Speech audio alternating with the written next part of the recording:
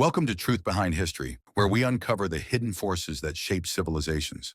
Today, we're diving into the gold and salt trades, a powerful economic system that built vast empires, fueled urbanization, and changed the course of West African history. These weren't just commodities, they were the very foundation of power, culture, and global connections. Imagine a world where controlling these two resources could make or break entire civilizations. So how did gold and salt shape entire kingdoms? Let's find out. Gold and salt may seem like an odd pair, but in medieval West Africa, they were the lifeblood of prosperity. Gold symbolized immense wealth, used for trade, art, and diplomacy. Salt, on the other hand, was as valuable as gold because it preserved food, made diets healthier, and was difficult to obtain in regions far from the Sahara. This trade was much more than economic. It transformed cities into bustling centers of commerce, introduced new ideas and religions, and allowed kingdoms like Ghana, Mali, and Songhai to rise in power. Why were these two commodities so valuable? Gold wasn't just for jewelry. It was the backbone of currency systems in Europe and the Islamic world.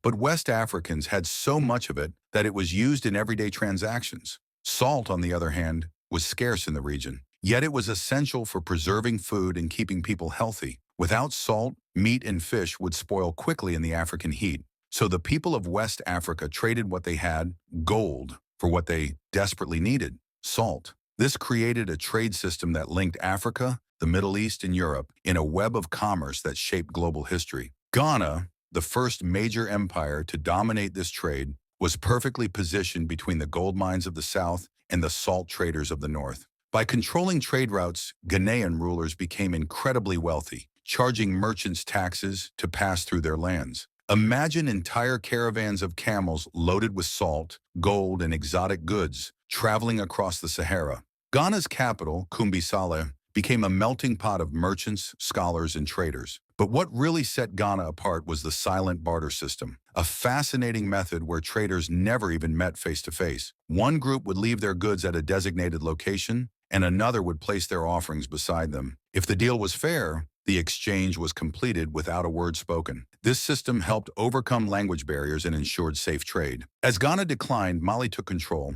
expanding trade networks and growing even richer. Mali wasn't just an empire, it was an economic powerhouse. The most famous ruler, Mansa Musa, wasn't just wealthy, he was legendary. In 1324, he made a pilgrimage to Mecca, bringing with him an enormous caravan filled with gold. He spent and gave away so much gold in cities like Cairo that he crashed the economy for years. This showed the world just how powerful Mali had become. But Mali wasn't just about riches, it was about knowledge. Cities like Timbuktu became famous for trade and learning, attracting scholars and merchants from around the world. Timbuktu wasn't just a trading hub, it was a university town before universities were even common. It sat at the crossroads of major Saharan trade routes, bringing in traders from North Africa, the Middle East, and beyond. But what really set it apart was Sankore University, one of the most important centers of Islamic learning.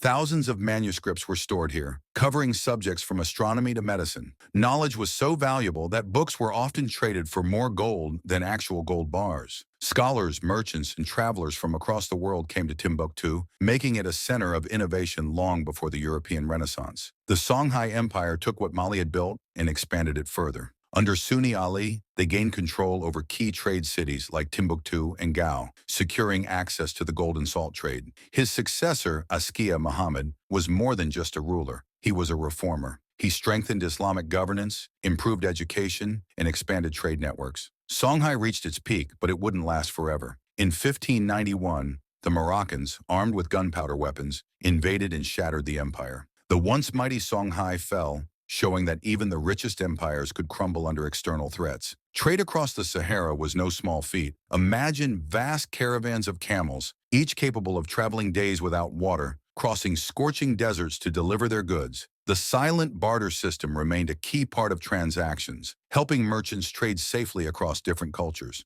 And the connections weren't just local. West African gold ended up in European coins, North African markets, and even Middle Eastern mosques. This was an ancient version of globalization, linking continents through trade. Mansa Musa's pilgrimage wasn't just a journey, it was an economic explosion. His caravan of 60,000 men, 12,000 slaves, and 80 camels carrying gold turned heads wherever he went.